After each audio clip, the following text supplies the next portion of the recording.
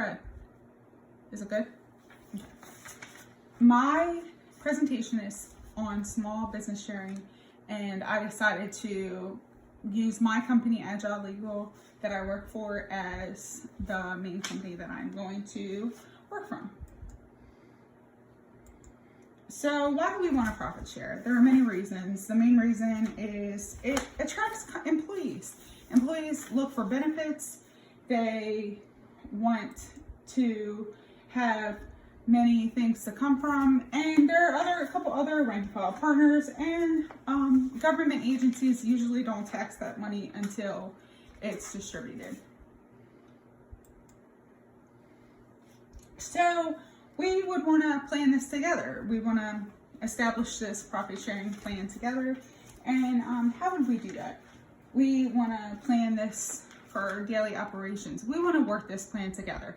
We don't want to do it, haphazardly. We want to be able to see this through and plan it ahead. So we would want to create a trust for this plan, and we would want to entrust this into a program that is, that we can trust. A trust that we can trust. Generate a system for record keeping. So that system would be a system that the employees can go to, that we can go to, that we can work together in. And it would be a system that the employees know that they can find their information, that we can find our information, and it works well together. And we would want to educate our employees about the information well. And that would be after we've already decided that we want to do this, and we would want to educate all the employees about this system, not just a few, but all the employees. Let them know that they have the ability to do this. So we're going to go through the daily operations of how can we profit share and what are the ways that we are going to do this. So there are a few different ways and a few different things that are going to play into the daily operations. The first thing is, who can participate in 401k or profit sharing? Who can participate? There are a few different people. Any employee can participate in profit sharing. Any employee. There are a few people that can't, but for the most part, any employee. They can't be younger than 21. They can't be an illegal alien. They have to have been with the company for more than 1 year, sometimes 2 years, but for the most part 1 year. And they can't be a part of another program that would interfere with this. Contributions. So the contributions would be our contributions to the plan. So we can have any type of contributions to the plan. We can give 100%, we could give 10%, we could give 5%, any type of contributions we want, and they can contribute towards any type of contribution that the employee wants to. So we would want to decide. So we can be vested in the plan any way we decide that, which goes towards the contributions. Non-discrimination. Very important, especially right now. We want to make sure that the participants are not discriminated against when they decide they want to participate. We want to give them the opportunity to be able to be a part of our program, and we want really for them to be able to do what they need to do. And we want to invest in the profit sharing program with our money and give the employees their ability to do that.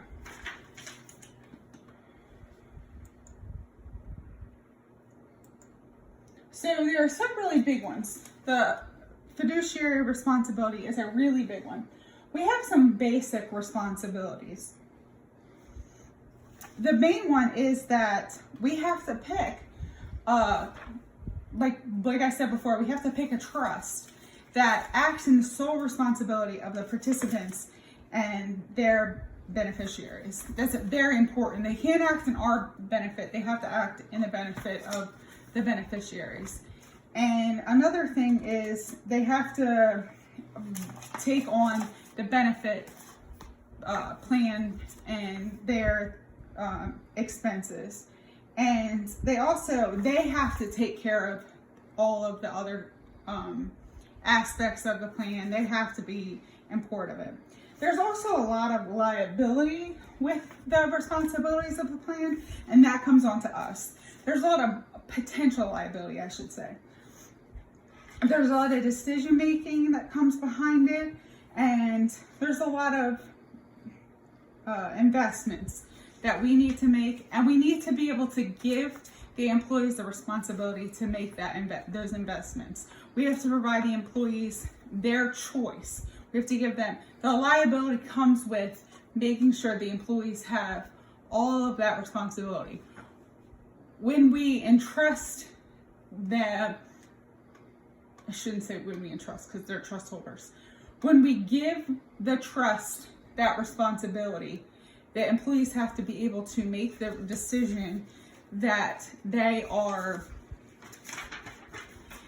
able to invest their own money without us deciding where their money goes. And the service provider or the trust is given that money. So if we decide on the correct service provider, that helps us. The service provider has to decide on the correct firm, they have to have correct business practices, and they have to have good quality. If they don't have any of that, it's very important because that helps our liability and it really makes good decision practices for us. And the plans have to be participant directed. Like I said, this all leads back to our liability as a company. If we don't understand what happens, and the employees, the participants don't understand where their money's going, the liability will come back on us.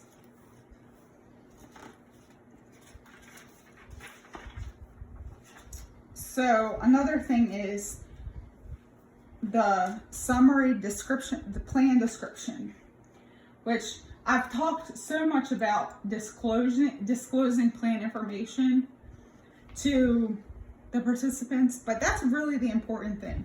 So I'm gonna list a few things which are gonna be on the summary plan description. They must include these few things: when and how the employees become eligible to participate in the profit sharing plan, their contribution to the plan, how long it takes to become vested, when the employees are eligible to receive their benefits, how to file a claim for those benefits, and their basic rights and responsibilities under the Employee Employment Security Act. And the plan administrator, which is us, must give the document to participants when they join the plan, and the beneficiaries when they first receive the benefits, and it must also be distributed periodically during the plan. So throughout time, the beneficiaries will receive that plan. They should have it anyway. Anytime that they want to receive it, they should be able to go on that website that I talked about before, and they should be able to print it out. They should even be able to come to us as the owners of the plan and get it. Something else that they should be able to have access to is an individual benefit statement. And that talks about the total benefits earned by the participant, the vested benefits, the value of each investment in the account, the information describing the ability to direct investments, and the plans with each participant direction and explanation of important diversified portfolio. So those are very important things. I went too far. Oh, I don't know where I'm at now. Sorry about that. So the most important thing in my presentation, besides the liabilities and stuff, is reporting to government agencies. And those are the IRS and the other important agencies. So we have the tax forms. there is the Form 5500. The 5500, I'm sorry. We have the 5500 easy, 5500 short form, and just the 5500. I show a copy of it here. Sorry. And then there's the Form 1099-R, which is a distribution from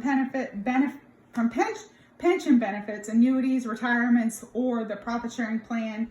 And then there also is the Form 8955 SSA, which is the annual registration statement identifying separated participants with deferred vested benefits. And then the last part is the distribution of benefits, of plan benefits. So what would happen when the participants are eligible to receive distribution? They would take a lump sum of distribution from their accounts, roll over their amount to the IRA or employment benefits, and they would want to take periodic money from their distribution.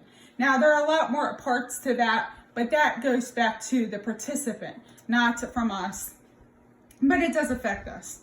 And then the last part would be terminating the plan, which we would want to, and hopefully not anytime soon. That would be typically when we would close the company, and pray to God we never close the company, but we would file a final Form 5500, which was the form I had before. And then there would be a lot more things we would want to talk to our financial institution, and then compliance.